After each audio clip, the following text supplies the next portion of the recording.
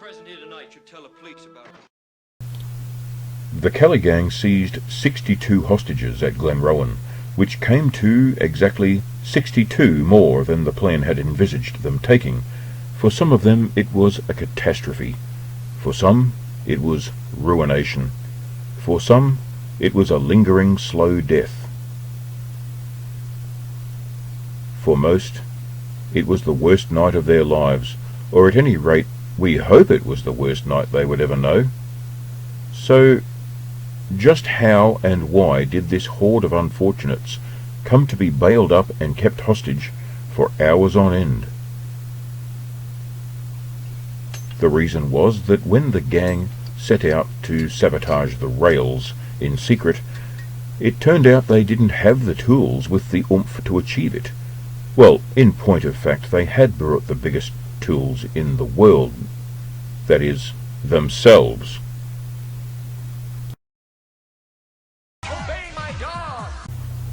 From this toolkit they selected Steve Hart and Ned Kelly, the other tools being busy with their own failure to kill another bunch of traps elsewhere. Now at this stage, Ned should have aborted the whole grand plan, should have awaited Joe and Dan to return from their shabby antics at Sebastopol, and then headed off into the bush together to fight another day. Very likely, no one would have known what they were doing that night. No one had sighted them. The armour would remain a secret weapon, and no one would be on guard against future train derailments when next they should attempt it. But not Ned. Oh no, he had a new toy, the armour, and he had to go forth into battle. So he forced a bunch of railway workers to help his mass murder plot to get off the ground. Let's zoom in on Monty Wedd's map of the battlefield. A photo of the day showed the row of tents where Ned and Steve bailed up the railway workers in the darkness. That included their boss, the Italian Adolphus Piazzi, and just in case anyone should doubt he was Italian, he had a sex kitten in there with him at the time. And just in case anyone should doubt that Ned was a fuckwit, he, 1. Fired a shot at Piazzi, kind of loud in the still night air. 2. Told the labourers his master plan, like villains in the Batman TV series always feel obliged to do. I don't mind, after all, it's only water pistols. I thought I told you that was our little secret. Water pistols? Good morning, sir. 3. Dicked around with Piazzi's gun, which went off and shot the labourer George Metcalf in the eye. In practical terms, he had blown the surprise of any future plan to derail a train, just as he now couldn't rob banks anymore. The authorities would be expecting a derailment from now on, and would take precautions. And although they succeeded in ripping up the train tracks, that left them shackled to a difficult and demanding cover-up that must be sustained watertight until the train comes. How can they take so long? And so now the Kelly gang were stuck guarding the plate layers, the railway navvies, Adolphus and his bed warmer, the schoolteacher, wife and baby, a police officer, the soup Nazi from Seinfeld, the station master and his wife, 6 red shirts from Star Trek, the innkeeper and her several children, a guy with a bullet in his eye, Coppers, Trent from punch him in Punchy, the face. You're still a copper and you're gay. I came out of the the tattoo Chip Chip parlour Boom and there was Bogan two girl, wogs fighting, and the fatter wog said to the skinnier wog, the Ottoman humping gigolos, and a whole bunch of random townsmen. But hey, they can cope. The army going forth into battle was a gang of 4 men. That's legally several in some jurisdictions, some definitions. Keeping this horde confined was quite a big ask for just 4 men. In the early stages they separated the men from the women and marched the men away, which sounds eerily like something out of Bosnia 100 years later. Wonder what sinister intentions were in their minds at that point. The discipline that had allowed them to survive while outlawed for a year and a half broke down in prolonged immersion in the world of the fleshpot. Ned, to his credit, tried to keep the men disciplined by rotating them through sentry duties or duty guarding the women at Stanistreet's house, but they were drinking and flirting with a 14-year-old girl all the same, who managed to be both hostage and sympathizer. They also made it known that there were sympathizers in the crowd, which extended the gang's numbers effectively, and so did the awful little tart Jane Jones, who not only cozied up to Steve and Dan, but actually took her turn at holding the hostages at gunpoint personally for them, while having her head in their laps. Even with those sympathizers seated in the crowd, confinement was impossible because of the 63rd hostage. The gang tried a few diversions to keep the hostages in thrall, like dances, athletic contests, pompous, drivelly soapbox speeches nobody wanted. Right, now, item 4, attainment of world supremacy within the next 5 years. You see? You're stupid minds. Stupid! Coppers, coppers. But you're still a copper and you're gay. You see, the outlaws were getting more full than a pommy complaints box, and 21 of the hostages left before the train arrived. This number included the sympathizers, which removed the inhibition to sensible people pissing off as well. If we fall for, a bunch of okey doke. Now, having said all this, why aren't I 50 points ahead? This is going to remain with me for a long time. You're a pack of assholes. Can you prove that it didn't happen? Ned tried to keep the rails sabotage secret from the hostages, yet he mingled the hostages who did know these guys freely among those who he meant to keep in the dark. Really, no kidding. Stretched as their manpower was, they should have been keeping mobile at all times. But they were hanging around here and here, out of place for the derailment point half a mile this way, when the train does come. So instead of getting into ambush position, they're far away dancing the waltz of the wounded wombat. Look at me! I'm the disco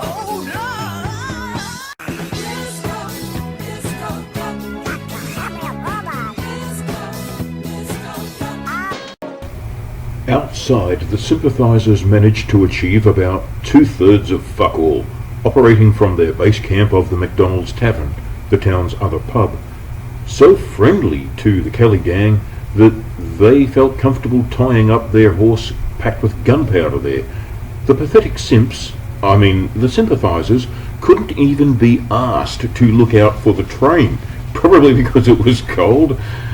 So the combination of one hostage who Ned had cleared to leave, and one who succeeded in escaping,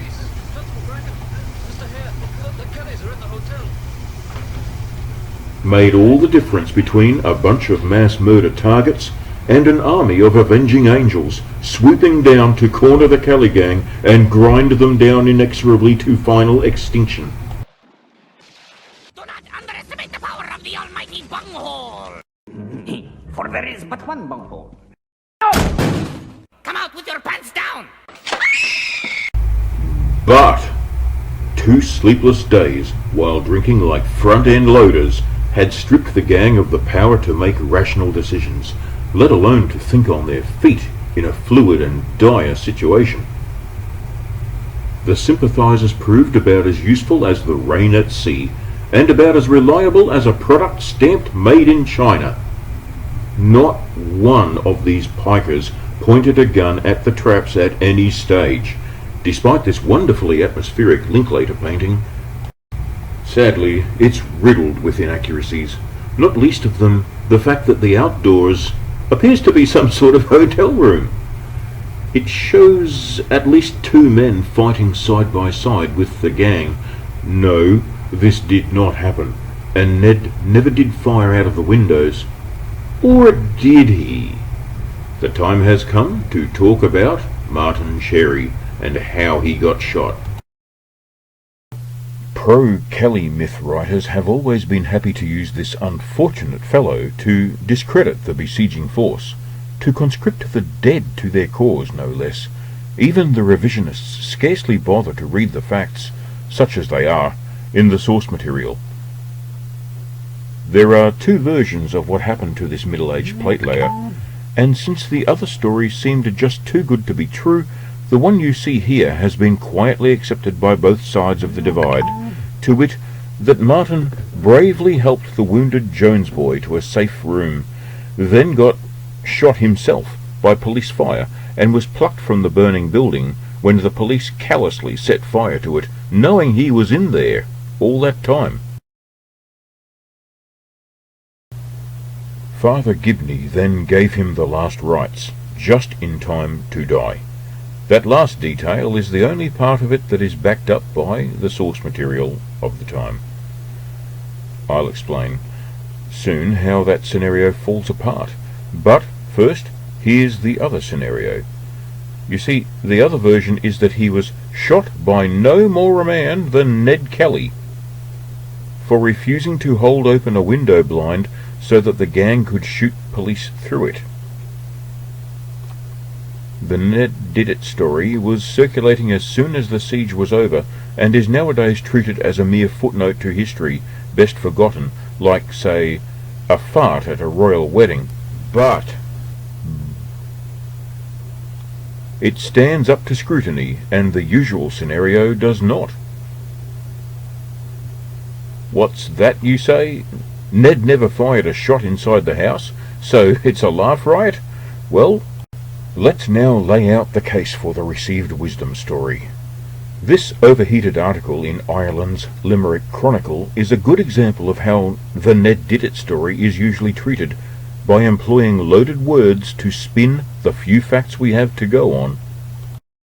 They state angrily that the police were held responsible for circulating the story that Ned did it. The police shot him story has come to stand unchallenged. It can be summarized as such. I smelled a rat, and I investigated the matter thoroughly from all angles, and I have come up with the opposite viewpoint. Let me now lay out the case for that. The embers of the Ann Jones Inn had barely cooled when Constable Bracken plunged straight back into the fray to investigate who killed Martin Cherry. Entering the town of Twin Peaks. The heat of the investigative pursuit, pertaining to the same object of inquiry. He got excellent cooperation from the locals, who fell over themselves to assure him that you cops did it, not Ned, and just happened to be living under the unblinkingly hostile gaze of the Kelly sympathizers, not to put too fine a point on it or anything. Here is the report he prepared, and here it is on the website of Public Record Office Victoria. It is a classic nothing burger, although the Public Record Office gush fulsomely over how conclusive it is.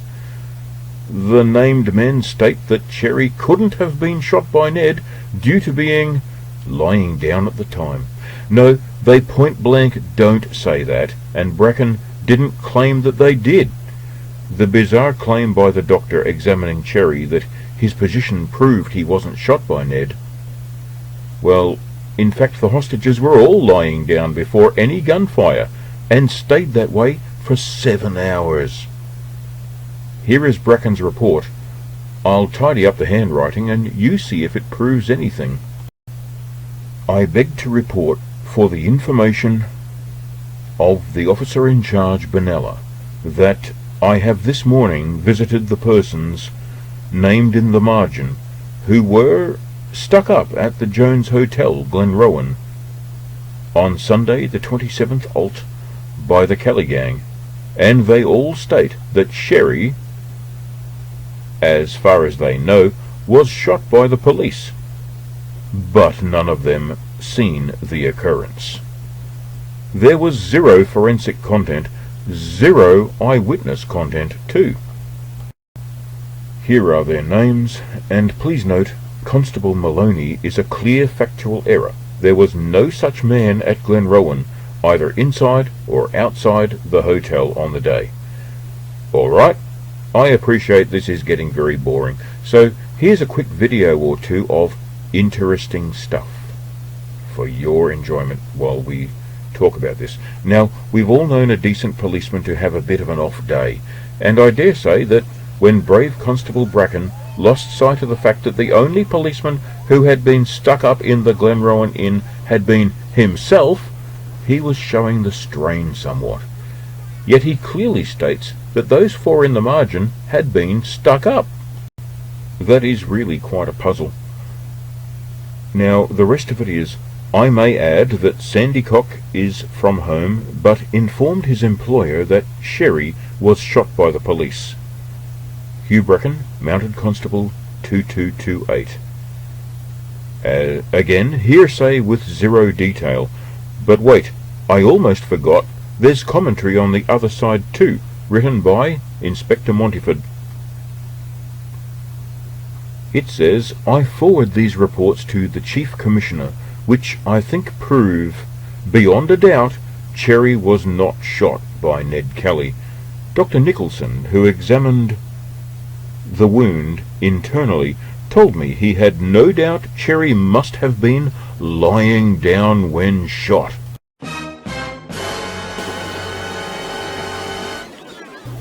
Which proves fucking what?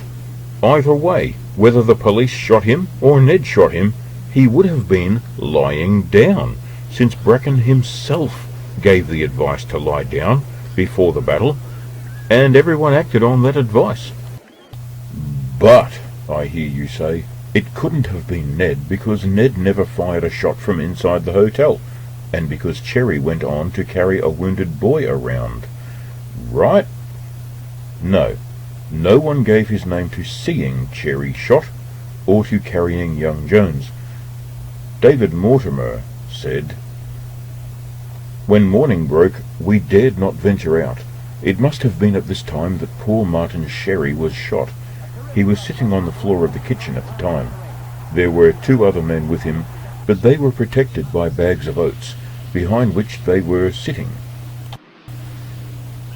That's right, folks. Hearsay and speculation, and contradicted by that medical evidence that he was lying down, not sitting. All right, I hear you saying, but what about this guy? And the answer is no. The source for this anecdote is just a shadowy guy who wrote anonymously to the Benalla Standard with his claim of having seen Cherry buy it. And given his cock and bull story about cops threatening him to toe their line, when the truth was actually Bracken and his goodwill verging on Stockholm Syndrome, this guy has to be called a fantasist. So, if anyone knows of a first-hand source for someone seeing Martin Sherry get shot, or someone seeing him carry Jack Jones around, please contribute your comment. And then there's Anne Jones. She didn't back up the Cherry carried John Jones story either. She said she and young Jane did it. Her words were, there was no help. My daughter and I dragged my wounded son into the kitchen between us. And then there was David Mortimer. I don't expect you to read all this, just pause it at your leisure sometime and read it. I want to show you this part in particular, where he talks about Cherry getting shot. As you can see, it's not an eyewitness account, it's hearsay. Mortimer was not in the same room, but please read his vivid, thrilling account on the net in full. Folks, if you know of a clear eyewitness account of Cherry getting shot, please comment below. But I hear you say, hang on a minute, no one saw Ned do it either, and he never fired a shot inside the hotel, because the received wisdom is that Ned led the men out of the hotel, still no shots fired, and lined up at the veranda in time to intercept the charging police party. These being the first shots of a 12-hour gun battle, right? Ned couldn't have fired from the pub because the traps just 200 yards away here at the station would have heard it surely, right? Actually, there was one. John McWhirter, reporter for The Age. This is a page of the memoirs of Superintendent Hare, in which he runs a few pages of direct quote from John McWhirter. McWhirter states as plain as day that there was a shot fired from the hotel before the police went close to it. And then Hare adds his own words, saying that's got to be a mistake. Whoa. And then when McWhirter was brought before the Royal Commission and interrogated, no one asked him about it. Yeah, more interesting stuff while I dissect these documents. He made no mention of the lone shot he had reported on that earlier occasion. Do check out his fascinating testimony on pages 371 to 379. But this claim of a lone shot has to be called rather poorly attested, even though what happened at this time is the subject of conflicting stories, such as this one with Hare and party being ambushed while rushing the inn, and this one in which there was actually a conversation between Hare and Ned before Ned opened fire. These stories are incompatible. Still, no one backs up McWhirter's lone shot story. But before the battle is the only realistic time for Cherry's shooting to have happened. Yes, because contrary to myth, like this public signposting at the Glenrowan Inn site today, he was not found in the hotel itself. He had been carried far away across open ground into another building. An impossibility during the raging crossfire hours. That building you see ringed in red. What's that you say? It was different in the books you read? It sure was.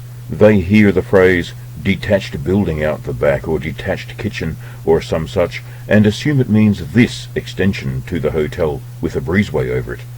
This red patch is exactly where they usually say Cherry was found, and therefore that the police were viciously callous to fire the building knowing he was in there.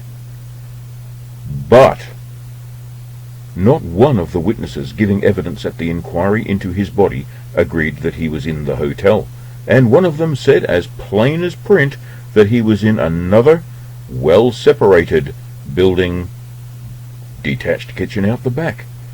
And he was Constable Bracken, the very same man who investigated the matter with such exemplary goodwill. Its authenticity is rock solid. Now, that's the money shot. If you doubt which of these buildings he's placing it in, then let's see which one went, quote, unburnt to this day. Yeah. And please note the swarms of tourists in this photo. And from another angle, the hotel burned to the ground, and the outhouse standing proud still. So far away, across open ground, dominated by police blazing away from every point on the compass, that we must ask, how was it even possible to get Martin Cherry to that place? Now, some will object, no, there was a window when the police hadn't cordoned off this east side yet. True, that window being between the initial 15-minute raging shootout at the front of the inn and during the 5 to 10 minutes that the gang retreated back indoors, all shell-shocked, while the police crawled around extending their cordon. They could, whoever they might be, could have carried him across open ground then, right? No. This is precisely when Cherry needs to be roaming around the inn unwounded, helping carry the Jones boy. He can't be doing that and be out here being carried around on death's door. The timeline for that just doesn't synchronize. Anyone engaged in the lunatical enterprise of carrying him through police crossfire would have simply stayed outside, glad to have escaped the earthly hell. Throw up your hands. Challenged by police, they would have been delighted to get him medical attention, not dump him in an outhouse and then return to the pub to go through hell again. You have to overlook a lot of realities in order to believe the police shot him. All of which leaves us reduced to a time frame of before the battle started, with the gang still indoors. Let's take the various unnamed accounts and try to make them fit the one viable window of opportunity. Approaching this with intellectual honesty, I do not accuse Ned Kelly, although some hostages said he did return to the hotel briefly, so the opportunity was there. Still, the timeline fails because Cherry would have to be carried through the police crossfire in order for this scenario to work. That story goes that Ned demanded Cherry hold open the heavy blind for him because his wounded hand wasn't up to it, and when Cherry wouldn't do it, Ned shot him in a rage. I've told you why I think this can't work, even though there were people who said that he did come back into the inn briefly. The Cherry carried the boy story comes from an unsourced quote in Charles White's landmark but deeply flawed 1903 book. It only works if Cherry deserves a sainthood for the miracle of bilocation. That same nameless source in Charles White says that two outlaws stomped around the hostages in a rage, looking to murder Hugh Bracken for spoiling their plan.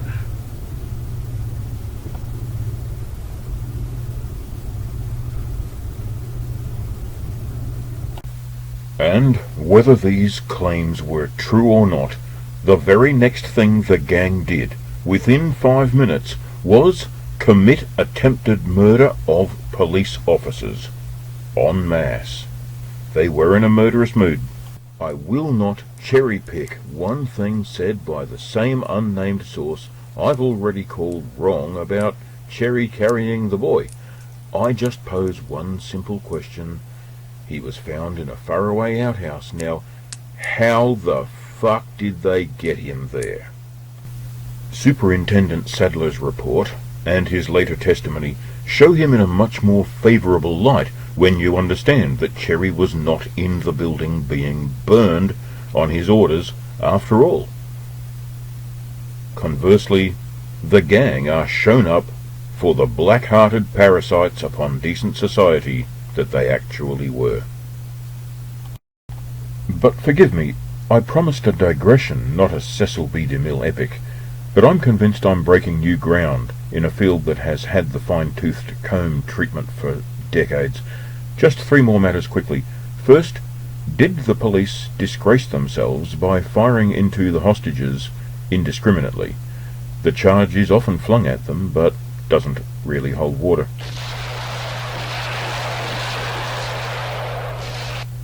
The moment they learned there were hostages inside, they were ordered to fire at some point above the prone hostages' level.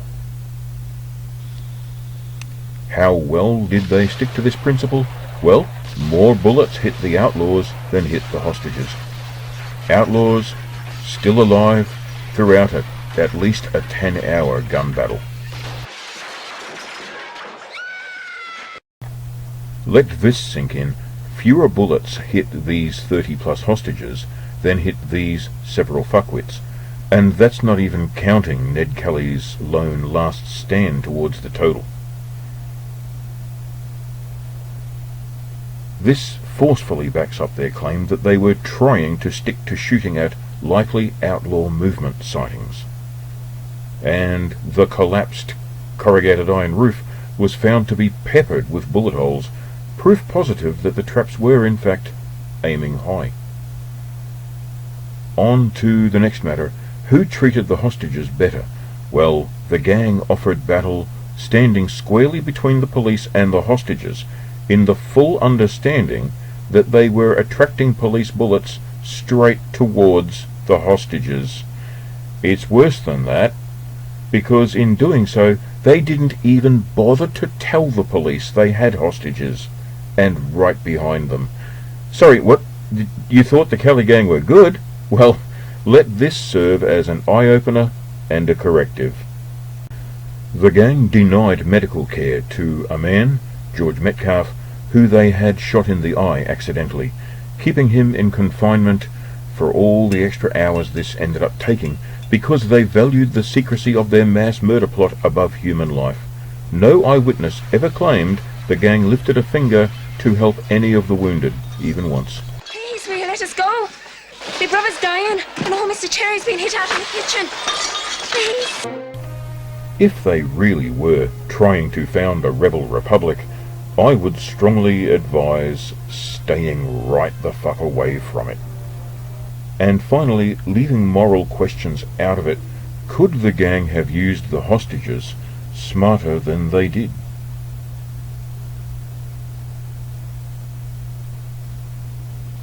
We must fight our way to freedom. Come on, you're right here. This is a place to fight. This way our back is protected. What are you talking about? Let's get out of here. Come on, there's nobody here. Guards, get out here and fight! Come on, get out here, you cowards!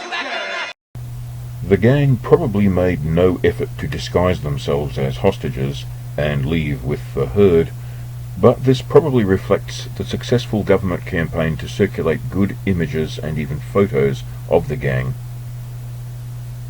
and the gang's realism about the corrupting power of £8,000. So, what could the gang have done to escape a whole bunch of black truckers landing in their lap? The answer is in this picture. Steal the railway workers' wagons. They possessed formidable assets, which can be exploited now, like Station Master Stanistreet, to convey the gang's demands, which could be summarised as fuck around and find out. They've got something no cop will fire on. A cop! Constable Bracken. And they can put the derbies on him. They've got 3 pairs at least. They can fortify the wagons by looting oat bags from Mother Jones, and trailing the wagons, a swarm of human shields, this time with no sympathisers to stand over them, because those blowhards would have remembered they had a splitting headache and buggered off by this stage, you can be sure of it. Could this breakout work? Very unlikely, but the gang would be that desperate, because Glenrowan was a plain, fresh death trap on any level beyond just derailing the train and running for it without hanging around to kill off the survivors. That's all. Join me soon for Chapter 4, The Gang Go Forth into Battle. You'll make the waiting for one of those cool outlaws to be freed up drag slightly less, Steve Hart. Well, you might be in luck. We can't get Ned off that old bag in the red dress. Such is life. I suppose it has come to this. Mr. Mummy Issues versus the Uber Cougar. She's cooler than you too. She's my mum. Oh, take pity, girl. Even my hand knocks me back.